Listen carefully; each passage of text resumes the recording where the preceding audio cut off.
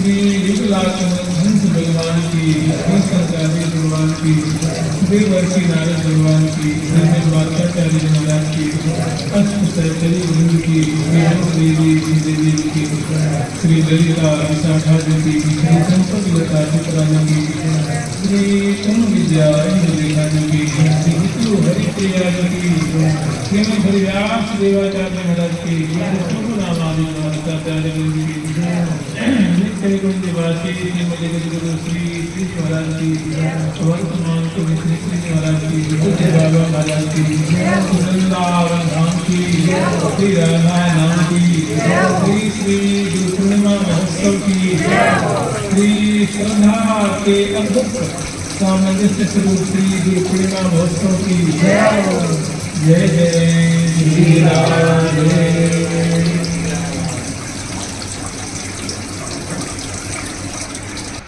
उनका भाव बहुत बढ़िया था। उन्होंने ये बात कही थी कि जैसे ग्रीष्म ऋतु आती है तो उष्णता के कारण इतना वातावरण में ग्रीष्म फैल जाता है, इतनी उष्णता फैल जाती है कि पेड़ पौधे नदी नाले सरिता तालाब प्राय सूखने लग जाते हैं। ठीक इसी तरह है, सब में शुष्कता आ जाती है। ठीक इसी तरह जब अतिशय गुरु जी के पास आना जाना जब भक्तों का कुछ कम हो जाता है, सानिध्य कम हो जाता है, तो उन भक्तों का हृदय भी थोड़ा सुस्त होने लगता है, नीरस होने लग जाता है, वैराग्य होने लग जाता है, भक्ति में थोड़ी कुछ कमियां लग जाती है। तो जब गुरु पूर्णिमा आती है तो उस समय गुरु पूर्णिमा के उत्सव पर, जैसे अब पावस ऋतु का आगमन है तो पावस ऋतु पे आते ही वातावरण में हरियाली छा जाती है, हरितिमा छा जाती है और उष्णता कुछ कम हो जाती है और आकाश मंडल से शीतल शीतल बूंदों की वर्षा होती है।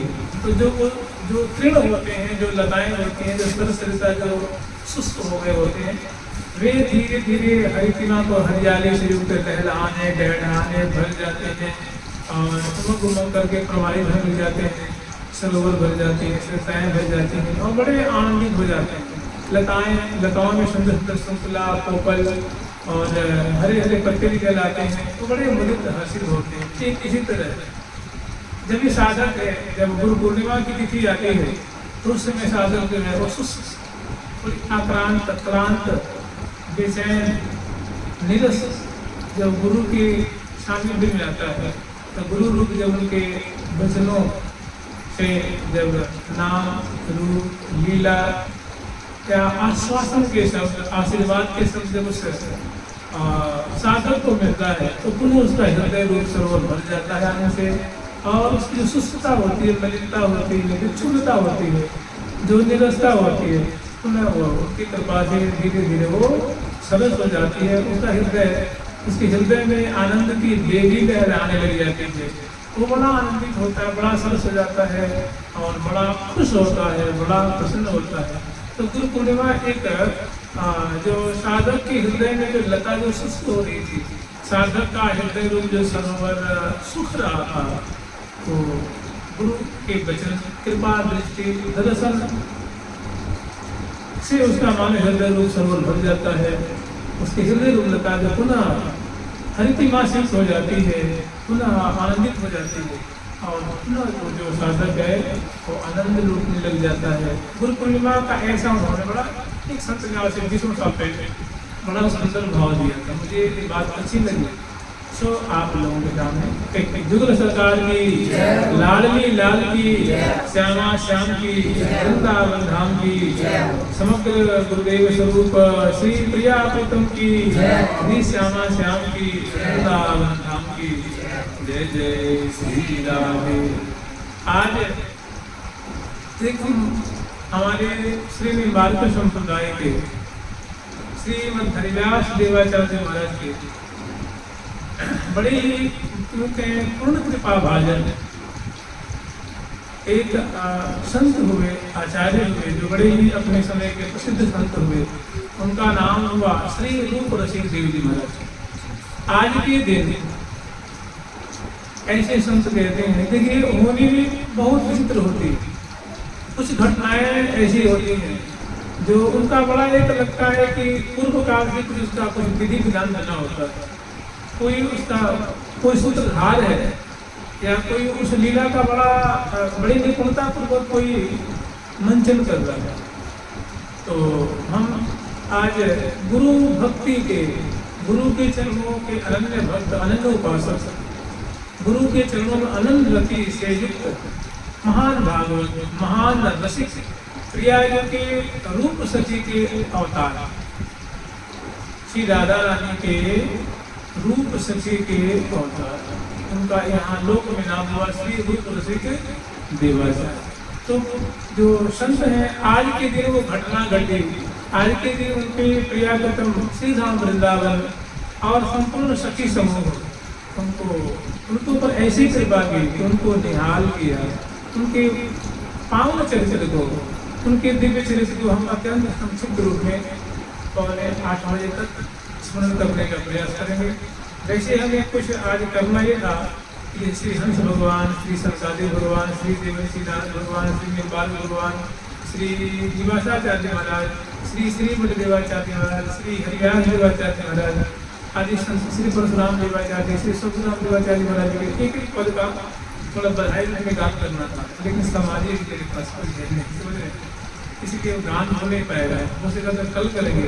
आज इनका मतलब गुरु पूर्णिमा का आप लोग समझ लिए, गुरु पूर्णिमा के उपहार रूप में उनकी कृपा का हम लोग आश्रय लेकर के और अपने हृदय को भरेंगे, प्रियागतम के अद्भुत कृपा का अनुभव करेंगे कि ये ललक में क्या होती है, लालसा में क्या है, लगन में क्या है, और गुरु के प्रति समर्पण का परिणाम कितना सुंदर नवनीत है। नित्य विहार लाभ, जिन्होंने अपने आंखों से दिव्य प्रियागतम का दर्शन किया, सुखी मंडली का दर्शन किया, और श्री यमुना जी की जो सुंदर जलधारा है, इनका सुंदर रूप में दर्शन किया, और संवेद रूप से प्रियागतम के दिव्य परिकर का स्वयं दर्शन किया, और आचार्य जी के सखी रूप में और उनके आचार्य रूप में, दोनों रूप में दर्शन किया, और आचार्य की कृपा लाभ किया। उनका बड़ा पावन चरित्र है अत्यंत। और आज ही के दिन है, आज गुरु पूर्णिमा के दिन, इसीलिए उनके दिव्य चरित्र को स्मरण करेंगे और प्रियागतम की कृपा का अनुभव करेंगे। जुगल सरकार की, लाडली लाल की जय जय श्री राधे, जय जय श्री राधे।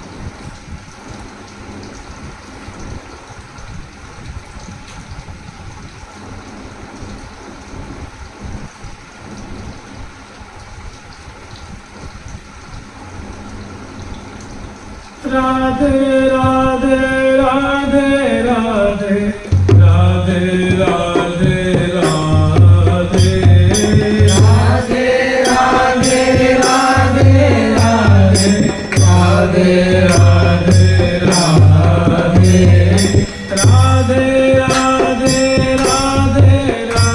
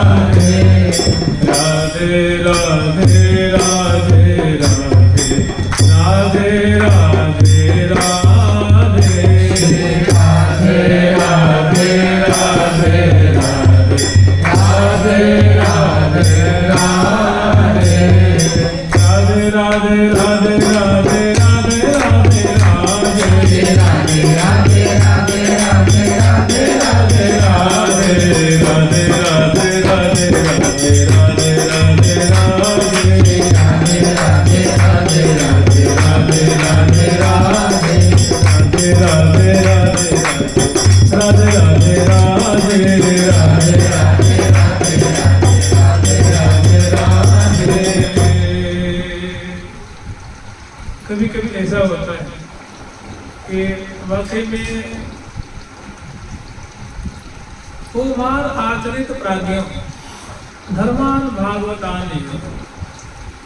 श्री प्रहलाद जी महाराज ने कही है कि भगवान के भजन का, भगवान की उपासना, भगवान की शिव सेवा, पूजा अर्चना वंदना है वो कुमार अवस्था से ही करनी चाहिए। किशोर 5 वर्ष की अवस्था है, 4 वर्ष की अवस्था है, 6 वर्ष की अवस्था है। वैसे 1 से 5 वर्ष की अवस्था को मानवावस्था कहते हैं। 1 से 5 वर्ष के नीचे की, इसमें थोड़ा कुछ मतभेद है संतों का। तो कह रहे कि जो कुमारावस्था से जो भजन किया जाता है, भक्ति की जाती है, तो वो बड़ा पक्का हो। कहते हैं कैसे? तो कहते हैं जैसे कोई कच्चा घड़ा है और उस पर कोई लकीर खींच दो आप, तो अब मटका को पका दो, मटका फूट जाएगा तो लकीर नहीं जाएगा। तो जब कुमारावस्था से जो बच्चे भजन करते हैं या आध्यात्मिक पथ के अनुगामी होते हैं, उनके हृदय में भक्ति की लता, भक्ति का ऐसा बीजारोपण होता है कि बाद में बहुत भीषण परिस्थितियों के आने पे भी वो साधक फिर पीछे नहीं लौटता है, पीछे मुड़ के नहीं देखता है। और उसमें ऐसी सामर्थ्य होती है कि भीषण से भीषण परिस्थिति को बड़े ही वो हंसते हंसते झेल जाता है। और भक्ति का जो अद्भुत सार तत्व है, प्रेम तत्व है, दर्शन तत्व है, परिकर में प्रतिष्ठित तत्व है, सबको लाभ करता है। देखते देखते ऐसी एक बड़ी सुंदर घटना है। एक बार की बात है, एक ब्राह्मण देवता थे, वे दक्षिण भारत के निवासी थे और वे प्रायः जैसे श्रावण पूर्णिमा है, श्रावण मास है, भाद्रपद मास है, कार्तिक मास है, होली का त्यौहार है, इन सब त्योहारों में तो समय निकाल करके और वृंदावन आए करते थे। 2 दिन 4 दिन 10 दिन रहते थे, यथा स्थान दर्शन करते थे। वृंदावन, बरसाना, नंदगांव, गोकुल, गिरिराज, राधा कुंड, श्याम कुंड दर्शन करते थे और फिर संतों के आशीर्वाद लाभ करते थे। और जब अपने घर जाते थे यहाँ से, तो यहाँ से जैसे रज है, जमुना जी की रज है, विजयमन राज की रज है, संतों की प्रसादी यहाँ से लेके जाते थे। और वहाँ जा करके उनके छोटे छोटे 2 बालक थे, एक का नाम था रामचंद्रन और एक का नाम था गोपालन। वो दोनों बच्चों को कभी काली देव की लीला सुनाते थे, कभी माखन चौधरी की लीला सुनाते थे, कभी बिहारी जी के बारे में बताते थे, कभी गोविंद देव जी के बारे में बताते थे और कभी निधिवन राज के बारे में, कभी मतलब वृंदावन की, कभी नंदगांव की, बरसाने की, कभी ऐसी लीलाओं को बच्चों को बैठा करके सुनाते हैं। अब तो महाराज जैसे कहते हैं ना कि वो कच्चे घड़े पे वो रंग धीरे धीरे लग गए।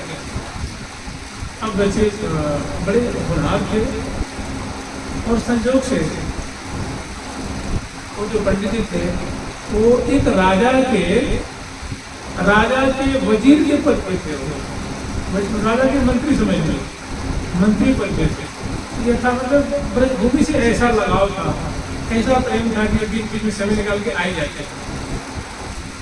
समय आया, बच्चे धीरे धीरे बड़े हो गए और उनका समय आया, वो धीरे धीरे वृद्धावस्था को प्राप्त हो गए। एकाएक कोई ऐसी घटना घट गई कि वो पंडित जी का जो है वो एकाएक नाम बात हो गया, घर में बड़ा हाथ हुआ, बड़ा दुख का एक सामने और मानव समुद्र ही उमड़ पड़ा। लेकिन अब बच्चे बड़े हो गए थे और उनके संग से बच्चों में ऐसा संस्कार बना था कि जो इतने बड़े बच्चे थे, जो बड़े बालक थे, उनका नाम था रामचंद्रन। दत्थे के नामों में ऐसा ही होता है, राधा कृष्णन, गोपालन, रामचंद्रन, उसमें नकार लगाते हैं बाद में। तो जो रामचंद्रन नाम के थे बड़े होशियार थे, समझदार थे और उनकी स्वाभाविक संतों में, शास्त्र में और भगवान में बहुत रुचि थी। तो छोटेपन से जो विद्यालय जाया करते थे, तो कोई रास्ते में कोई साधु महात्मा मिल जाता है तो कहते महाराज हमारे घर चलो, महाराज हमारे घर चलो। हम बड़े प्रणाम करके मन मार करके जैसे जैसे अपने घर लेके आते। ये भागवत कह रही, ये कथा भक्तमाल जी ने, श्री नाभाजी महाराज ने श्री रूप सिंह देवाचार्य के चरित्र दान किया। तो उनको लेके आते, उनकी सेवा करते और कहते महाराज जी हमें आप कंठी दे दीजिए, हमें आप शिष्य मान लीजिए। तो महात्मा के लिए ऐसी बात है, देखो हम इतने पहुंचे हुए संत नहीं हूँ, मैं आपको शिष्य नहीं बना सकता। तो आप नहीं बना सकते तो किसी संत को बता दीजिए। हाँ ये बात तो आपने सही कही है। दिया सचमुच भी अगर कोई बतावे तो वृंदावन मथुरा में रहते हैं, उनका नाम श्री हरिव्यास देवाचार्य। ऐसे उद्भट महासिद्ध संत है, अगर गुरु बनाना तो उनको बनाना। तो कैसे मिलेंगे? उन्होंने कहा कि भाई अब तो गुरु तो भगवान कृपा करके तभी मिलते हैं। तो महाराज वो बच्चे के हृदय में बात जम गई थी, वो नाम याद कर लिया श्री हरिव्यास देवाचार्य, लेकिन उनका उन्होंने कभी दर्शन नहीं। फिर ऐसे ही दिन बीता गया और सोचा करते थे कि कहीं मैं भी बड़ा हो जाऊंगा तो वृंदावन जाऊंगा, मैं भी बड़ा हो जाऊंगा तो वृंदावन जाऊंगा, लेकिन वैसा बाने कुछ बना नहीं। फिर धीरे धीरे ऐसे अनेक संत मिलते गए, किसी ने उनको दीक्षा देने, सबने मना कर गए कि देखो ऐसे बात भैया, हम तो वैसे हम तो रोटी राम हैं, हम तो ऐसे हैं पकड़ हैं और हमें दीक्षा देने का अधिकार नहीं है। अगर तुम्हें दीक्षा लेनी है तो भारत के महान उद्भट संत राधा कृष्ण के अभिन्न बपू श्री हरिव्यास देवाचार्य मथुरा मंडल में, ब्रजभूमि में, वृंदावन में राज रहे हैं, उनका दर्शन करो, उनसे मंत्र लो, उनके आशीर्वाद ग्रहण करो, कृतार्थ हो जाओगे। तो ये बात वहाँ पे आई कैसे लेंगे, मैंने उनके मन वो पढ़ने में लग गए थे और पिताजी की जो साया है, कृपा साया उठ गई थी और धीरे धीरे कम से कम वो 20 वर्ष के अवस्था में प्राप्त हो गया। अब अपने पिता जैसे बड़े होनहार, बड़े उद्भट विद्वान और बड़े ही कुशाग्र बुद्धि थे। तो जब उनके पिताजी का जो निधन हो गया तो राजा ने उचित जान करके उनके बड़े बेटे रामचंद्रन जी को तो वजीर के पद पे उनको अभिषेक कर दिया। फिर वो राजकाज को संभालने में, राजा को मंत्रणा देने में, राजा जहाँ भी दरबार में बैठे थे उनके संग में विराजमान होते, उनके मंत्रित्व किया करते थे। फिर धीरे धीरे वो जो सोचा करते थे कि हम वृंदावन जाएंगे, अब इतने उनके ऊपर ऐसी जिम्मेदारियां आ गई कि उनके लिए अब बातें सोची आई गई थी, लेकिन वो मन में पीड़ा होती थी कि देखो उत्तर उड़ते जा रहा हूँ। फिर धीरे धीरे क्या हुआ है कि एक बार उसी समय श्री भट्ट देवाचार्य महाराज ने अपने प्यारे शिष्य श्री हरिव्यास देवाचार्य को अवस्था देख करके देश की स्थिति, समाज की स्थिति और वैष्णवता की स्थिति को देख करके और इस्लामी शासन को देख करके उन्होंने अपने शिष्य श्री हरिव्यास देवाचार्य को देशाटन करने की, संतों की जमात चलाने की आज्ञा दी थी। तो श्री हरिव्यास देवाचार्य महाराज मथुरा में भी रहते, वृंदावन में रहते और पूरे भारत में भ्रमण करते रहते, हजारों संतों की जमात चलाते।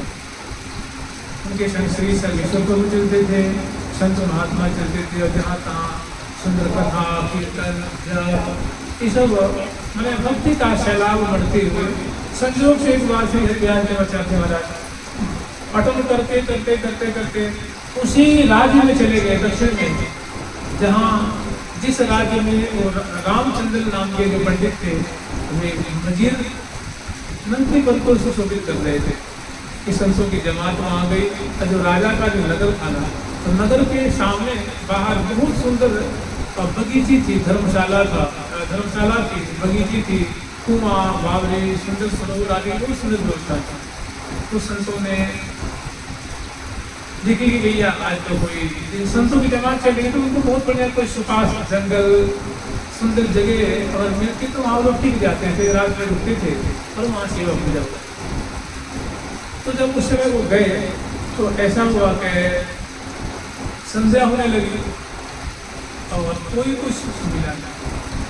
और सोचे भाई कहाँ रहेंगे, मतलब जमात कीजिए कहाँ, ठाकुर जी की सेवा पूजा कहाँ हो और संतों का जैसे दारू की व्यवस्था कैसे कहाँ हो। संजोग से एक बड़ा सुंदर बाग भी था, तो श्री हरिराज देवाचार्य ने संत के दिया देखिए यहाँ पर ठहरने की जगह हो तो हम आज यहीं ठहर जाते हैं, ठाकुर की यहीं सेवा पूजा होती है। तो एक संत ने जाके देखा तो बहुत अच्छी लगी वो जगह, ना कि यहाँ तो दे यहाँ ठहर सकते हैं। फिर हम थोड़ी समय ज़्यादा हो गया था। फिर के बाद पूरे नगर में फैले कि संत आए हैं, संत आए हैं, संत आए हैं। तो वो जो मंत्री लोग में थे ना रामचंद्र जी, वे भी आए, राजा साहब भी आए संतों के दर्शन करने के लिए और दर्शन करके मिलजुल कर बहुत खुश हो गए, बहुत खुश हो गए। और श्री हरिराज देवाचार्य का नाम सुना था रामचंद्र जी ने, वो अपने गुरुदेव को साक्षात में इतने खुश हुए कि वो जो सत्संग लाभ कर रहे थे ना, श्री हरिराज देवाचार्य बैठे थे, राजा साहब बैठे थे और उनके मंत्री रूप में वो बैठे थे, कुछ प्रजा बैठी थी और कुछ मंत्रीगण और थे। तो जो सत्संग चला उसमें तो रामचंद्र को लौट के जाने का मन नहीं करता था। वहाँ तो सुधा बरस रही थी राधा रानी के बारे में, ठाकुर जी के बारे में, वृंदावन के बारे में। फिर जैसे जैसे हमने कहा कि देख लिया अभी संत महात्मा भी है ना, यदि अपने वो नित्य नियम करेंगे और ठाकुर सेवा होगी और फिर कल मिलेंगे। तो बड़े भारी मन से गुरु जी के चरणों में प्रणाम किए। अभी दीक्षा नहीं हुई उनकी, केवल दर्शन हुआ, बहुत खुश हुए, बड़े आनंदित हुए, अपने कृतार्थ मानने लगे। फिर दूसरे दिन, तीसरे दिन, चौथे दिन बड़ा सुंदर सत्संग लाभ किया। गुरु जी के मुख से सुंदर सुधामयी वाणी सुने और हृदय रूप वेली लहराने लगी। फिर देखिए संजोग ऐसा हुआ कि सारी बातें हुई लेकिन उन्होंने दीक्षा आदि की प्रस्ताव नहीं रखी और कोई बात नहीं रखा और फिर जमात आगे चली। अब उनके मन में ये बात कसकने लगी कि देखो गुरुदेव आए उसे मुझे मेरी जो है पता नहीं, मेरा ध्यान ही भटक गया था, मैंने गुरुदेव से कुछ कहा ही नहीं। लेकिन बड़ी धन्यवाद की बात है, बड़ी खुशी की बात है कि दर्शन हुआ गुरुदेव का, मैं तो कृतार्थ हो गया। अब उनके हृदय में और थोड़ा बढ़ गया कि अब मैं तो वृंदावन जाऊंगा, गुरुदेव का दर्शन करूंगा, गुरु जी के पास ही रहूंगा। लेकिन राजकाज की ऐसी जिम्मेदारी कि सांस लेने की फुर्सत नहीं मिलती। लेकिन उस समय उन्होंने गुरुदेव से पता कि गुरुदेव कहाँ रहते हैं, मथुरा में, वृंदावन में, ये बातें उनसे मुख से सुनी थी, पूछ ली थी। तो ये बात हमेशा मन में आती थी, चलो अब क्या है ना, शरद पूर्णिमा के वृंदावन चलेंगे, कार्तिक में वृंदावन चलेंगे, सावन में चलेंगे, भादों में चलेंगे। ऐसे करते करते हमारा वर्ष निकलते गए, 1 वर्ष, 2 वर्ष, 3 वर्ष, 4 वर्ष, ये सिलसिला बताते हैं कम से कम उनकी 30 वर्ष की अवस्था हो गई थी। 30 वर्ष की अवस्था हो गई थी लेकिन वृंदावन नहीं आता। कोई 36 वर्ष रहता है, कोई 30 वर्ष का मान लीजिए करीब करीब। फिर एक दिन महाराज मैंने ऐसी घुटन सी होने लगी उनको कि मेरा परमात्मा बिगड़ते जा रहा है और मैं उत्तर उलझते जा रहा हूँ और मनुष्य जीवन का भी लाभ मिला नहीं, गुरुदेव का सानिध्य प्राप्त हुआ नहीं और मैं बड़ा एक उलझन में पड़ गया। कि विचार करके एक दिन ऐसा हुआ कि वो रात्रि में, अर्धरात्रि में, और उनका मन पंछी अब वृंदावन के लिए उड़ गया था, मन लगता नहीं था। फिर एक दिन जो जिस नगर में रहते थे राजा के यहाँ, उस किला के जो पिछला दरवाजा था, अर्धरात्रि में बिना किसी को बताए और पिछले दरवाजे से, क्योंकि मुख्य दरवाजे से निकल नहीं सकते थे, राजा के मंत्री ने पदे पदे उनको सब लिखित बात देनी पड़ती है कि मैं हाँ ये करने जा रहा हूँ और उनको चुपके चुपके निकलना था। तो बिना बताए किसी को पिछले दरवाजे से निकले था, क्या किसी को बताया नहीं। और वृंदावन की जो धुन लगी वो चले गए। तो कम से कम समझ लीजिए आज से ये 600 वर्ष की बात हुई, आज की बात नहीं है, आज की बहुत पुरानी बात है। तो निकले और वहाँ से पैदल जैसे बना ग्राम ग्राम होकर के मार्ग मार्गांतर से देश देशांतर से उस समय भारत में बहुत सारे रियासतें थी। कहते हैं उस समय भारत में कम से कम 600 रियासत थी। 10 गांव के राजा थे, 20 गांव के राजा थे, 50 गांव के राजा थे, 100 गांव के राजा थे, छोटे राजा थे, अधीन राजा थे। और उस समय बहुत सारी रियासतें थी। तो धीरे मतलब गुरु जी को याद करते हुए बहुत दिन में पहुँचे यहाँ। उस समय मथुरा में गद्दी थी, जमुना किनारे मथुरा में गद्दी थी। और बंसी भट्ट में भी अपने श्री भट्ट देवाचार्य की भजन स्थली थी। तो श्री भट्ट देवाचार्य महाराज भजन किया करते थे। श्री हरियाल देवाचार्य वहाँ क्रियापद को लाल लाने के लिए बनाते थे, लेकिन रहते थे प्राय मथुरा।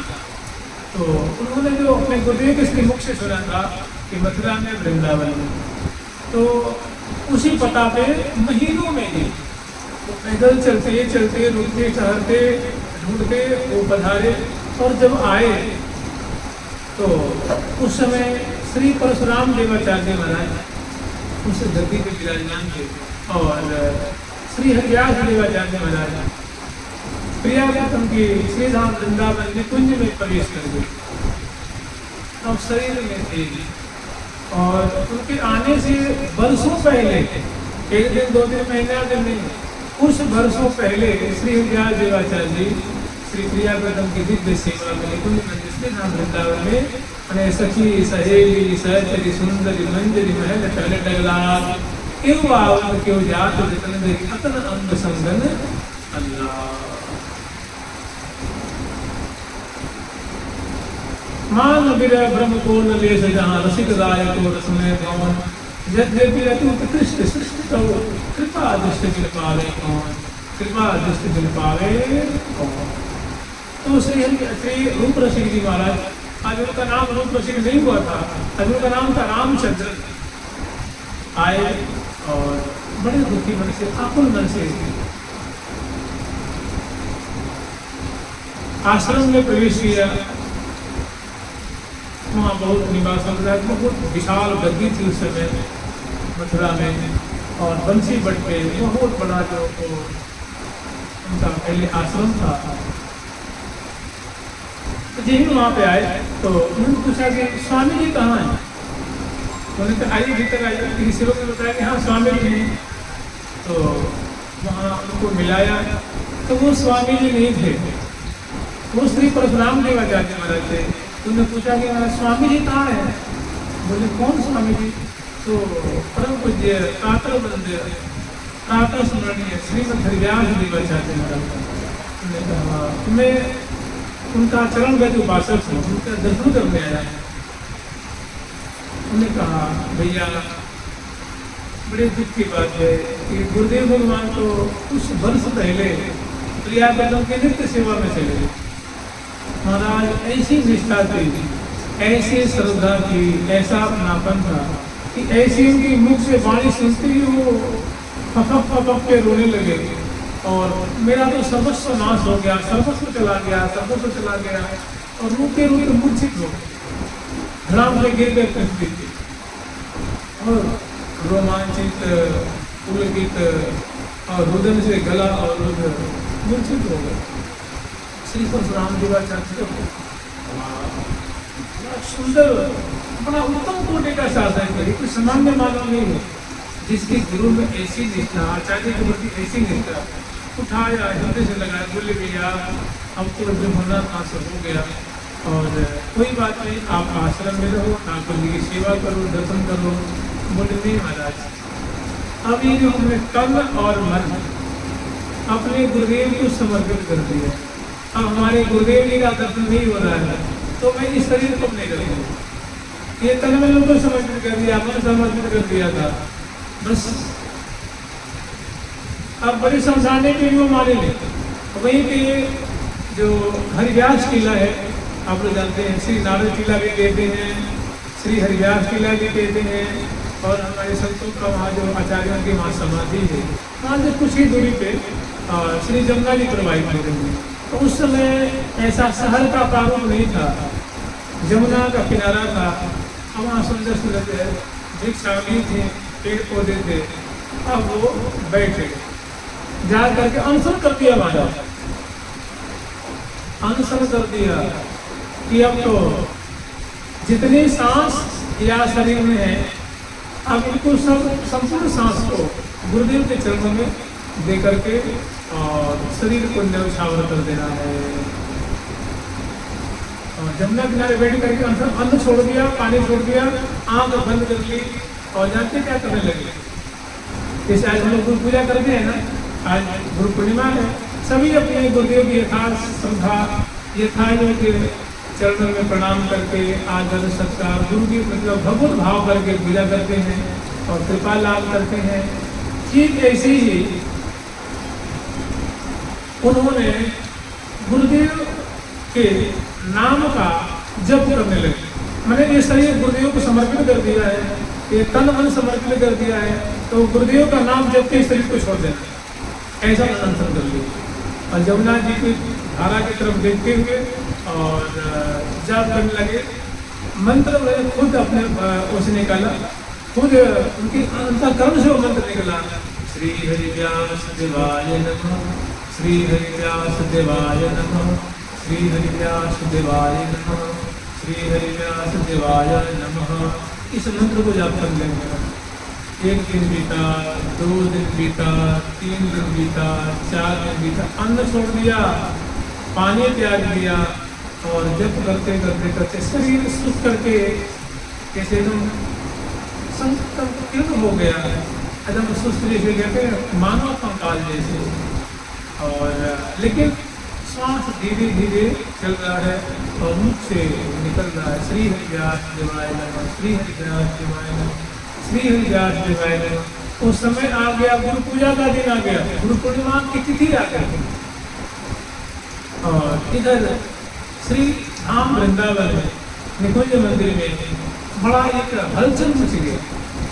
यहाँ प्रिया कदम नित्य विहार कर रहे हैं, जहाँ शाह केरत सुमन शेज पर दो अलबेले आनंद की मूर्ति और कहानी को प्यारी के बदनार विंद की लेत बदैया लाल पुनि पुनि परम प्रशंसत प्रीतम प्रिया प्रेम प्रतिपाल भरिया कवाली कुमरी मोहन गुरु भरत विहार मनो मदन केंद्र समस्त मगन वे मन समावत जीवन धन राधा वल्लभ लाल कृष्ण वल्लभा रसगिरी राधा पारित बजनी बाल जुगल किशोर किशोरी जोरी दूरी श्याम तमाल।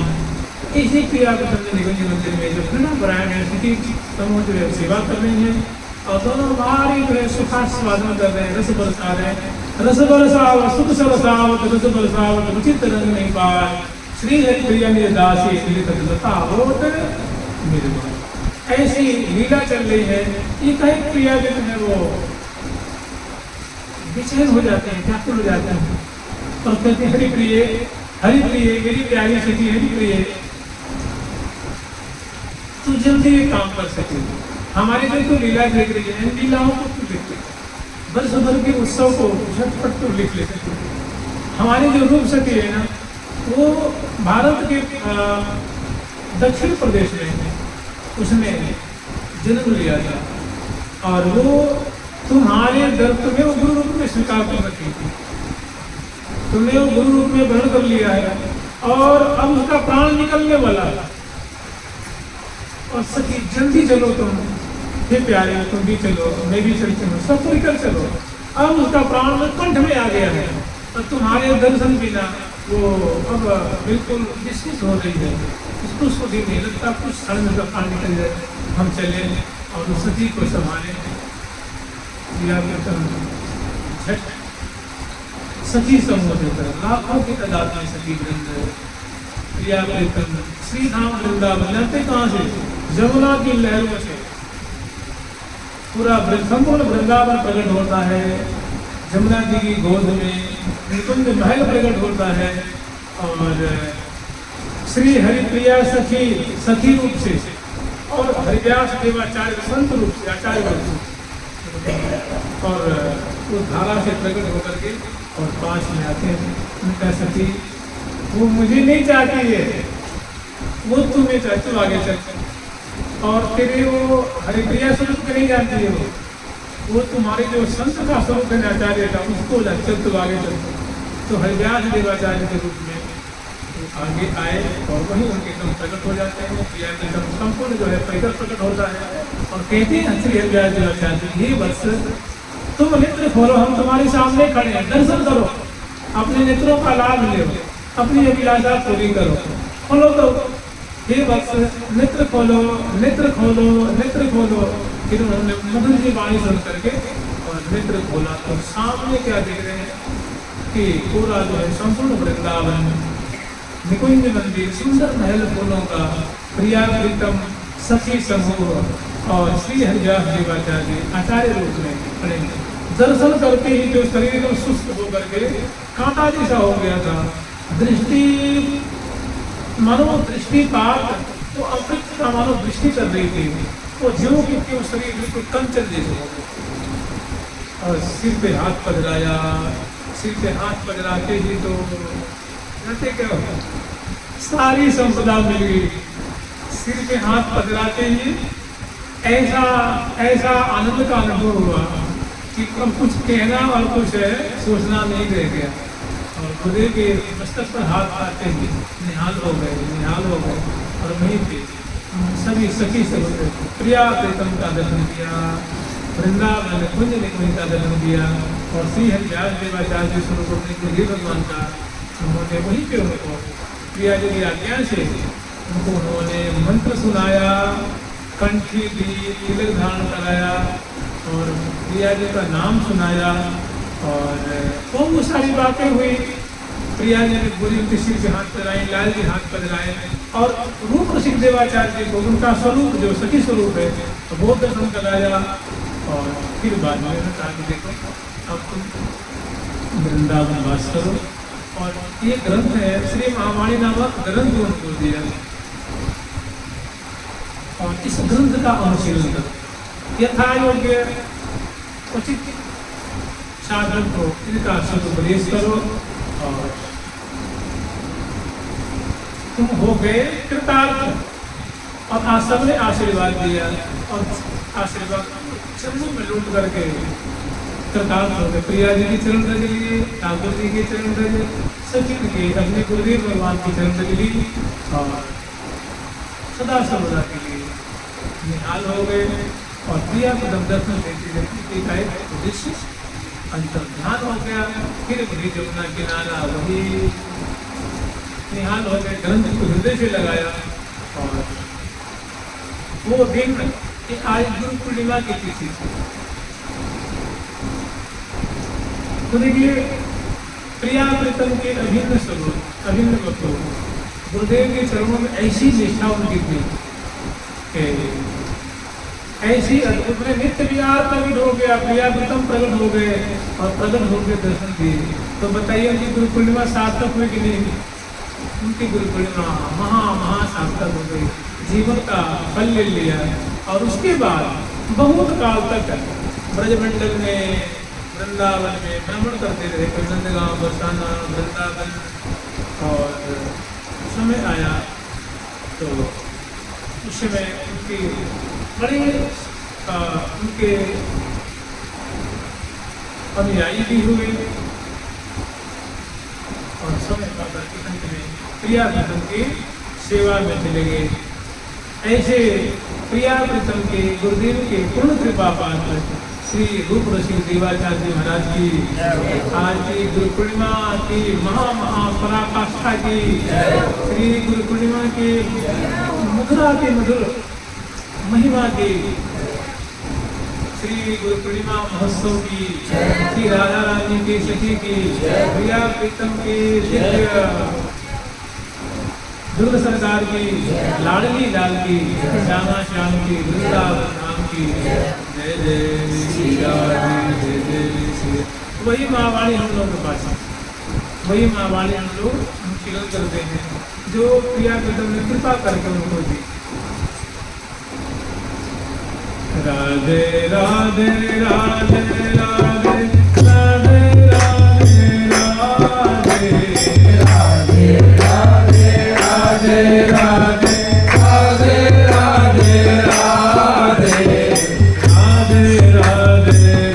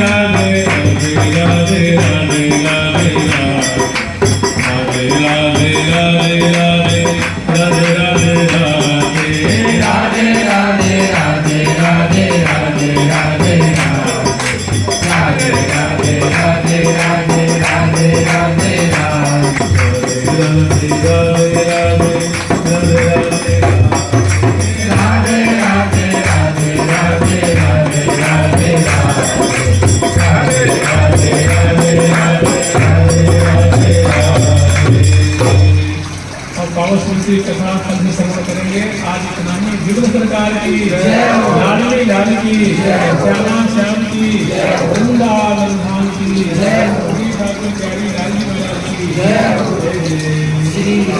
जय जय